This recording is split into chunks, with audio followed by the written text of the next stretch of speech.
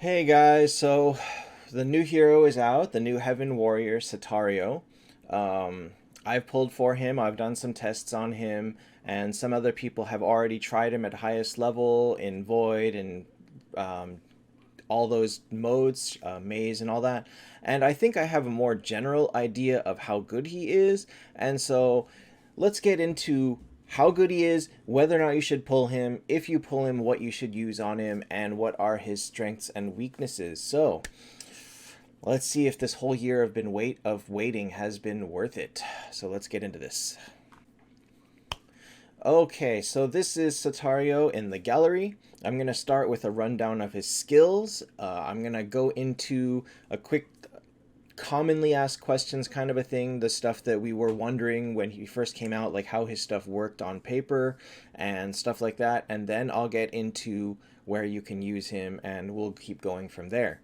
So, first of all, his ability hits everybody. He has something called attack state, defense state, roar state. He starts the battle in attack state. When he hits a certain HP threshold, he goes into defense state, and then when the defense wears off, he goes into roar state, which is a combination of both of them at twice as strong.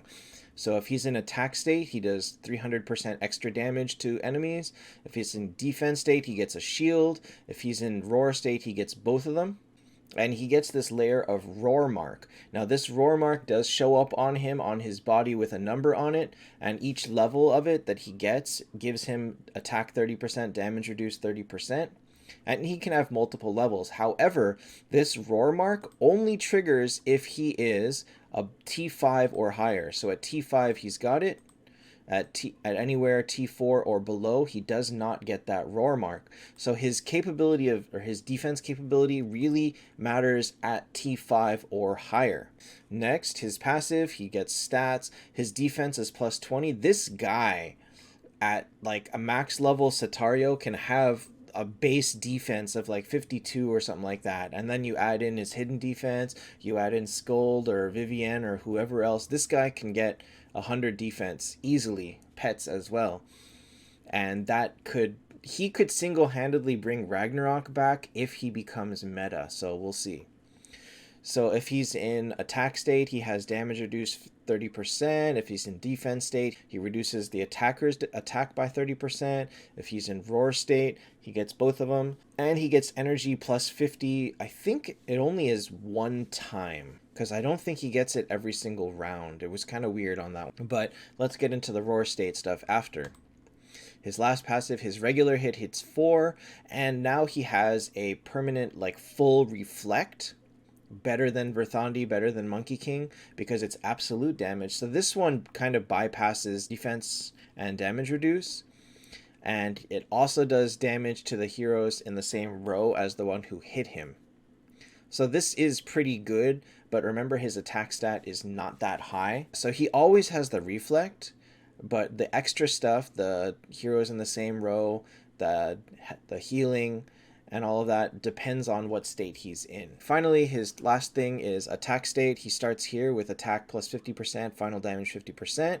His trigger is when he goes below 50% and he gets damage reduced 50%, control resist 50%, and then after one round, defense state goes away and he activates roar state. And you may have seen this, he glows white and changes pose when he goes to defense state, and then in roar state he glows orange. So you will be able to visibly see what state he's in. If you have his skin, he doesn't change poses, but he's got the colors. In roar state he's blue with the skin instead of orange. And at the end of the defense state, he deals some extra damage, he gains some speed and all of that. Okay, so let's get into some of the more common questions about how he works. This was very silly because this description doesn't tell you, but if you come back down to his T5, you can see that when he enters roar state, it lasts for 3 rounds. Now, how does this guy work? During roar state, he's ridiculously strong. He has good healing, he has good defense, he's got extra damage, he's got all of that good stuff. But at the end of 3 rounds, it's over. And once it's over, he's in none of these states. He's not in attack, defense, or roar anymore, so none of these passives work for him. So the thing that you got to work with him is you got to make sure that he gets as many levels of this roar mark as possible during that roar mode. Otherwise, at the end of it, he's actually going to be useless, which is kind of sad. Now, because you only have 3 rounds, you can feasibly get 2 skills during this mode. However, if you have his skin, it adds 1 round. If you have his skin at Mythic upgraded, it adds 2 rounds. And then if you have him at T5 red, his T5 red ability, here we go. When an enemy dies, he increases roar by 1 more round. So he really needs to be T5 red with the upgraded skin in order for him to be as good as possible. Now, when he has these roar marks, I can tell you he is pretty much invincible to PvE. I've tried him in upgraded den, and because enemies there don't have a lot of crowd control, they don't have a lot of defense break, they don't have a lot of ignore damage reduce, all of those, he actually is nearly invincible in PvE for sure. However, in PvP, he can very easily be prevented from even getting any roar marks. So let's say he's in roar mode and he's ready to fire. He gets charmed by Frida, he gets petrified by Nyx or by Cosmic Freya, he gets gargoyled by Brynn, he gets, any of those things that happen. He can get silenced somehow. If any of that happens, he loses the ability to fire. He does not gain a roar mark. Additionally, he gets healing when he attacks here during defense state and in roar state. And if you have Azathoth, that healing now actually hurts him. So he has a lot of complete weaknesses, and his biggest weakness probably is going to be when he goes to defense mode, he doesn't get protected. So if he's at 60% and they one-shot him all the way to 0 before he has any of defense, any protection, any whatsoever, he's just going to die. He's not going to activate defense, he's not going to activate roar, he's just going to die. So with that in mind, your goal is he needs to have enough HP, enough defense, enough something to protect him from fatal damage like Crown in order to allow him to go to defense state. Then he must stay alive long enough to survive the round in defense state and go into roar state. And then he must be protected enough to be able to fire multiple times during his roar state and give him these marks. So that is a rundown of generally how he works. He's got some very glaring weaknesses. However, he is still very strong. His damage is very high because of his reflect. His skill is pretty good. His attack stat's not the greatest, but he does do overall quite good damage. We've seen very big numbers from him in PvP, but he's got a lot of weaknesses. So I would say for PvP, you're really going to need him to be max level. You're going to need him to have really good gear.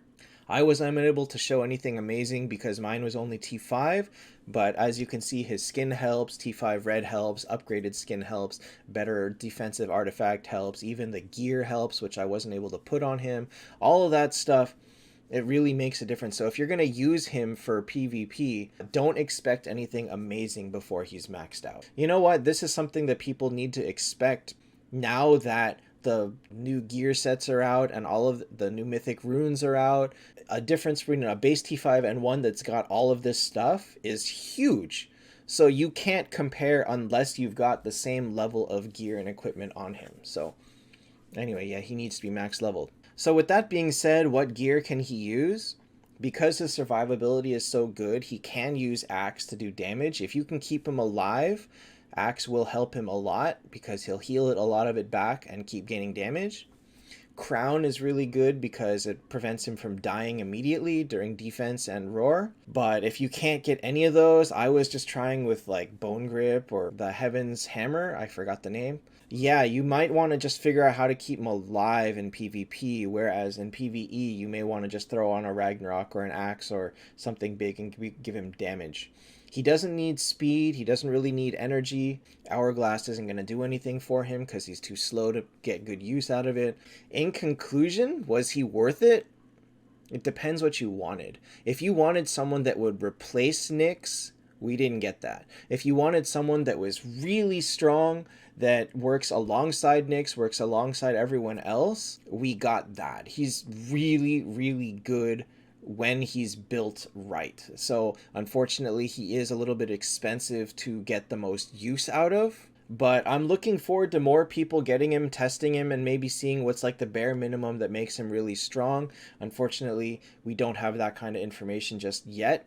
So waiting to see that. But for the most part, even my T5, just my base T5, in Den, he was invincible. So he 1v6'd entire fights on his own just because they couldn't get through his roar state marks and they couldn't kill him.